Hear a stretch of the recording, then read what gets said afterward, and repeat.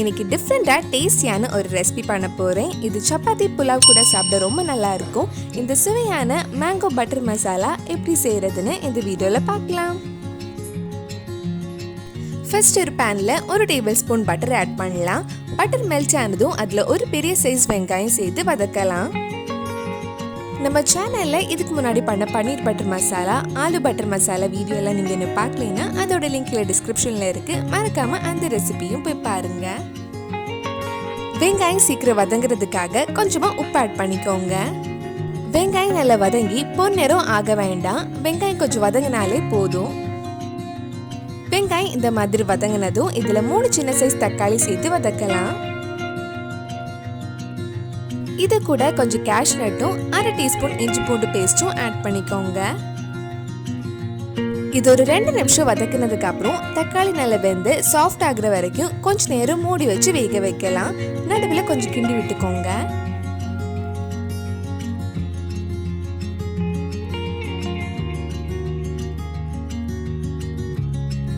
வெங்காய தக்காளி எல்லாம் நல்லா வெந்துடுச்சு. இனி இது கொஞ்ச நேரம் ஆற வச்சிடலாம்.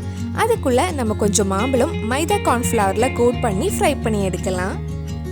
ஃப்ரை பண்றதுக்காக ஒரு பவுல்ல 2 டேபிள் ஸ்பூன் மைதா, 1 டேபிள் ஸ்பூன் கார்ன்ஃப்ளவர் எடுத்திருக்கேன்.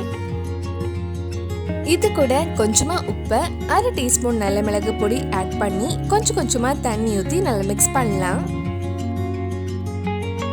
மாவு ரொம்ப கெட்டியாகவும் இருக்கக்கூடாது, தண்ணியாகவும் இருக்கக்கூடாது.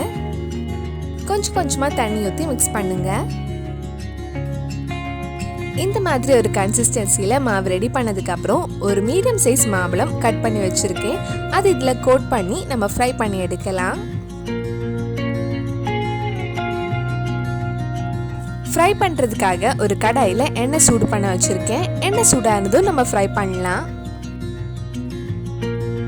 ரொம்ப நேரம் ஃப்ரை பண்ண வேண்டாம். கொஞ்ச நேரம் ஃப்ரை ஆனதும் எடுத்துடலாம்.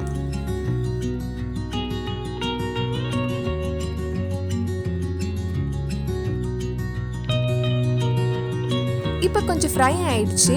இதே மாதிரி மிச்சம் இருக்கிற மாம்பழம் ஃப்ரை பண்ணி எடுத்துக்கோங்க.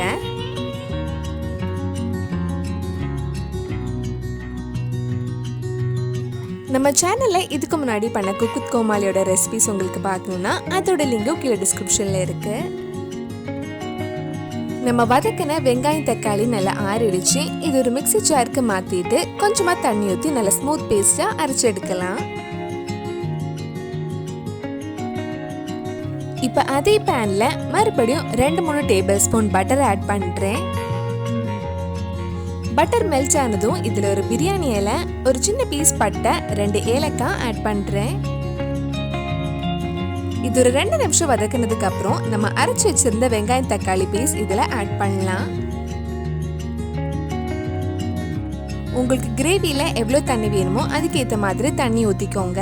நான் வெங்காய தக்காளி அரைச்சு அதே மிக்ஸி ஜார்ல தண்ணி எடுத்து இதுல ஊத்திருக்கேன். ஒரு வாட்டி நல்லா மிக்ஸ் பண்ணதுக்கு அப்புறம் இதுல 1/4 டீஸ்பூன் கரம் மசாலா, கலருக்காக 1 டீஸ்பூன் காஷ்மீரி சில்லி பவுடர், தேவையான அளவு உப்பு சேர்த்து நல்லா மிக்ஸ் பண்ணிக்கோங்க.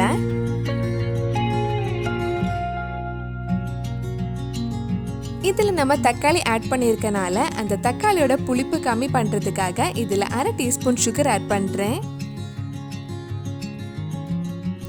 இது ஒரு வாட்டி மிக்ஸ் பண்ணதுக்கு அப்புறம் லோ ஃப்ளேம்ல ஒரு 8 நிமிஷம் மூடி வச்சிருங்க.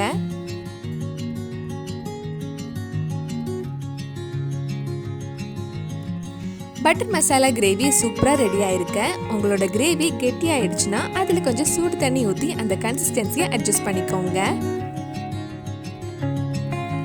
இப்போ நம்ம ஃப்ரை பண்ண மாம்பழம் இதில் போட்டு மிக்ஸ் பண்ணி ஒரு 2 நிமிஷம் லோ ஃப்ளேமில் வைக்கலாம். கடைசியா ஹோட்டல்ல கிடைக்கிற அதே டேஸ்ட் கிடைக்கிறதுக்காக 1 டேபிள் ஸ்பூன் கசூரி மேத்தி கையில் எடுத்து இந்த மாதிரி க்ரஷ் பண்ணி ஆட் பண்ணலாம். இதெல்லாம் சேர்த்து மிக்ஸ் பண்ணா நம்ம டேஸ்டியான மேங்கோ பட்டர் மசாலா ரெடி ஆயிடும். நம்ம பட்டர் மசாலா இன்னும் கொஞ்சம் கிரீமியா டேஸ்டி ஆக்குறதுக்காக ஆஃப் பண்றதுக்கு முன்னாடி 1 tablespoon fresh cream add பண்ணி மிக்ஸ் பண்ணதுக்கு அப்புறம் ஆஃப் பண்ணுங்க. இது ஆப்ஷனல் தான். ஃப்ரெஷ் க்ரீம் ஆட் பண்ணலைனாலும் ஒன்றும் இல்லை, டேஸ்டியாக தான் இருக்கும்.